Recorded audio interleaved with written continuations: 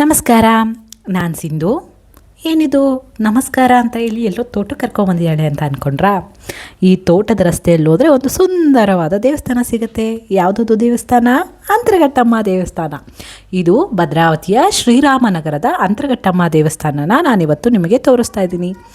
ಈ ಅಂತರಘಟ್ಟಮ್ಮ ದೇವಸ್ಥಾನದಲ್ಲಿ ಶುಕ್ರವಾರ ಜಾತ್ರೆ ನಡೀತು. ಅಂತರಘಟ್ಟಮ್ಮ ದೇವಿಯ ಜಾತ್ರಾ ಮಹೋತ್ಸವ ನಡೀತು. ಸೊ ಆ ಜಾತ್ರೆಯ ತುಣುಕುಗಳನ್ನು ನಾನು ನಿಮ್ಮೊಟ್ಟಿಗೆ ಇವತ್ತು ಶೇರ್ ಮಾಡ್ತಾ ಇದ್ದೀನಿ. ಈ ಹಸಿರು ತೋಟಗಳ ಮಧ್ಯೆಯೇ ಅಂತರಘಟ್ಟಮ್ಮ ದೇವಿ ಇರುವಂಥದ್ದು. ಹಸಿರನ್ನೇ ತನ್ನ ಸೀರೆಯನ್ನಾಗಿಸಿ ಇಲ್ಲಿರುವಂತಹ ಹೂವು, ಹಣ್ಣು, ಕಾಯಿ ಇದನ್ನೇ ತನ್ನ ಒಡವೆಗಳನ್ನಾಗಿಸಿಕೊಂಡಿರುವಂತಹ ತಾಯಿ ಶ್ರೀರಾಮನಗರದ ಅಂತರಘಟ್ಟಮ್ಮ ದೇವಿ. ಈ ಅಂತರಘಟ್ಟಮ್ಮ ದೇವಿ ಜಾತ್ರಾ ಮಹೋತ್ಸವ ನಡೆಯೋದು ಚಿಕ್ಕಮಗಳೂರು ಜಿಲ್ಲೆಯ ಅಜ್ಜಂಪುರ ತಾಲೂಕಿನ ಅಂತರಗಟ್ಟೆ ಗ್ರಾಮದಲ್ಲಿ. ಯಾವತ್ತು ನಿಮಗೆ ಜಾತ್ರೆ ನಡೆಯುತ್ತಲ್ಲ ಅಂದೇ ಪ್ರತಿ ಹಳ್ಳಿಗಳಲ್ಲಿ ಇರುವಂತಹ ಅಂತರಘಟ್ಟಮ್ಮ ದೇವಿ ದೇವಸ್ಥಾನದ ಜಾತ್ರೆಗಳನ್ನ ಏರ್ಪಾటు ಮಾಡಿರ್ತಾರೆ.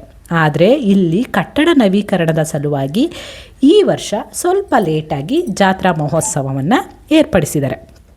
ಜಾತ್ರೆ ಲೇಟಾಗಿ ಮಾಡಿದ್ರು ಕೂಡ ತುಂಬ ಅಚ್ಚುಕಟ್ಟಾಗಿ ನಿರ್ವಹಿಸಿದ್ರು.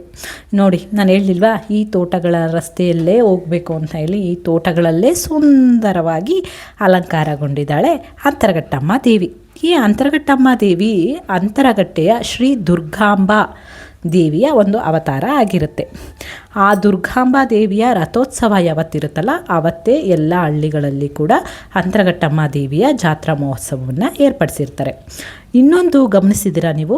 ಯಾವುದೇ ಊರಲ್ಲಿ ನೋಡಿ ನೀವು ಅಂತರಘಟ್ಟಮ್ಮ ದೇವಿ ದೇವಸ್ಥಾನನ ಊರಿಂದ ಹೊರಗಡೆ ಎಂಟ್ರೆನ್ಸಲ್ಲಿ ಅಥವಾ ಊರಿನ ಎಂಡಿಂಗಲ್ಲಿ ಮಾಡಿರ್ತಾರೆ ದೇವಸ್ಥಾನನ.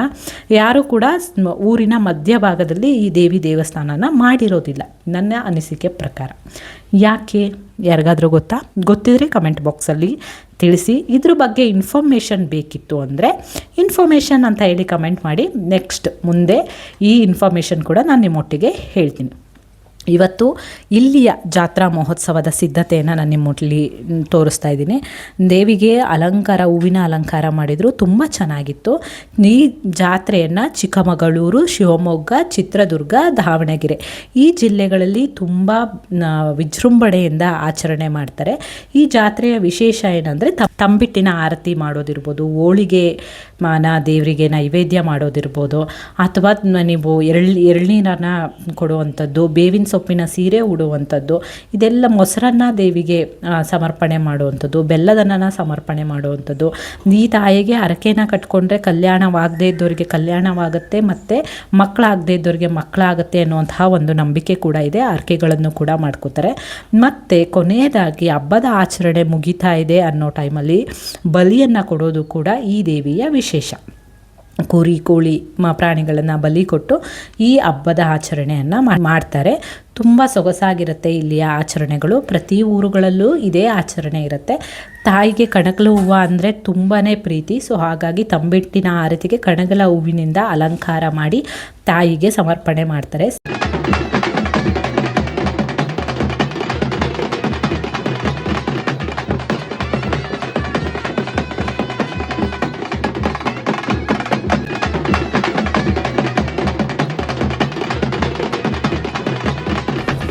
ಇನ್ನು ಈ ತಂಬಿಟ್ಟಿನ ಆರತಿ ಮಾಡೋದ್ರಿಂದ ವರ್ಷ ಪೂರ್ತಿ ಯಾವುದೇ ರೀತಿಯಾದಂತಹ ಕಷ್ಟಗಳು ಮನೆಗೆ ಬರೋದಿಲ್ಲ ಅನ್ನೋದಕ್ಕೋಸ್ಕರ ಯಾರೂ ಕೂಡ ಈ ಹಬ್ಬನ ಊರೊಳಗಡೆ ನಿಲ್ಲಿಸೋದಿಲ್ಲ.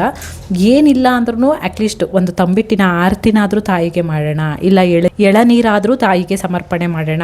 ಅಟ್ಲೀಸ್ಟ್ ಯಾವುದೂ ಇಲ್ಲ ಅಂದರೆ ಮೊಸರನ್ನಾದರೂ ತಾಯಿಗೆ ತೊಗೊಂಬಂದು ಕೊಟ್ಟು ಪೂಜೆ ಮಾಡಿಸ್ಕೊಂಡು ಹೋಗ್ತಾರೆ. ಸೊ ಅಷ್ಟು ಶಕ್ತಿಯುತವಾದಂತಹ ತಾಯಿ.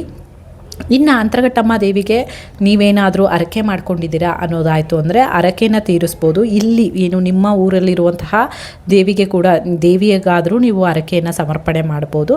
ಅಥವಾ ಅಂತರಗಟ್ಟೆಗೆ ಹೋಗಿ ರಥಕ್ಕೆ ನೀವು ಬಾಳೆಹಣ್ಣನ್ನು ಹಾಕ್ತೀರಾ, ಕೊಬ್ಬರಿ ಹಾಕ್ತೀರಾ, ಈ ಥರದ್ದು ಯಾವ ರೀತಿಯಾದಂತಹ ಹರಕೆ ಮಾಡಿದ್ದೀರಾ ಅನ್ನೋದ್ರ ಮೇಲೆ ನಿಮ್ಮ ಹರಕೆ ಸಮರ್ಪಣೆ ಕೂಡ ಸಲ್ಲಿಸಬೇಕಾಗತ್ತೆ. ಇನ್ನು ಬೇವಿನ ಸೊಪ್ಪನ್ನು ಸಮರ್ಪಣೆ ಮಾಡಿರ್ತೀರಾ, ಬೇವಿನ ಸೀರೆ ಉಡ್ತೀರಾ ಅನ್ನೋದಾಯಿತು ಅಂದರೆ ಈ ಥರ ಜಾತ್ರೆ ಸಮಯದಲ್ಲೇ ಹಾಗೆಯೇ ಬೇವಿನ ಸೀರೆಯನ್ನು ಕೂಡ ಉಡ್ತಾರೆ. ಇನ್ನು ನೀವು ಅಂತರಗಟ್ಟೆಯಲ್ಲಿ ಈ ಜಾತ್ರೆ ಸಮಾರಂಭನ ನೋಡೋದಾಯಿತು ಅಂತಂದರೆ ತುಂಬ ಅದ್ಧೂರಿಯಾಗಿ ನಡೀತಾ ಇರುತ್ತೆ. ಕಡೂರು, ಬೀರೂರು, ಚಿಕ್ಕಮಗಳೂರು ಈ ಥರ ಎಲ್ಲ ತಾಲೂಕುಗಳಿಂದ, ಜಿಲ್ಲೆಗಳಿಂದ ಅಲ್ಲಿಗೆ ಎತ್ತಿನ ಬಂಡಿ ಮಾಡ್ಕೊಂಡು ಹೋಗೋದಿರ್ಬೋದು, ಪಾನಕಗಳನ್ನು ಒತ್ತಿ ಅಲ್ಲಿ ಜಾತ್ರೆಯಲ್ಲಿ ಪಾಲ್ಗೊಳ್ಳೋದಿರ್ಬೋದು. ಇನ್ನು ಅಲ್ಲಿ ಹಳ್ಳಿಗಳಲ್ಲಂತೂ ಸಂಭ್ರಮ ಸಡಗರ ಮನೆ ಮಾಡಿಬಿಟ್ಟಿರುತ್ತೆ. ಮನೆಯಲ್ಲಿರುವ ರಂಗೋಲಿ, ತೋರಣ, ಅಲ್ಲಿನ ಸಡಗರ ನೋಡೋದಕ್ಕೆ ಒಂದು ಖುಷಿ ಆಗುತ್ತೆ. ಸೊ ಈ ಥರ ಸಂಭ್ರಮ ಸಡಗರ ನಮ್ಮೂರಲ್ಲೂ ಕೂಡ ಇತ್ತು. ಆ ವಿಡಿಯೋ ತುಣುಕುಗಳನ್ನು ನಾನು ನಿಮ್ಮೊಟ್ಟಿಗೆ ಶೇರ್ ಮಾಡ್ತಾ ಇದ್ದೀನಿ. ಈ ಜಾತ್ರಾ ಮಹೋತ್ಸವವನ್ನು ನಿಮ್ಮೊಟ್ಟಿಗೆ ಶೇರ್ ಮಾಡ್ತಾ ಮತ್ತೆ ಇನ್ನೊಂದು ಹೊಸ ವಿಷಯದೊಂದಿಗೆ, ಇನ್ನೊಂದು ವಿಡಿಯೋದೊಂದಿಗೆ ಮತ್ತೆ ಸಿಗ್ತೀನಿ. ಬಾಯ್.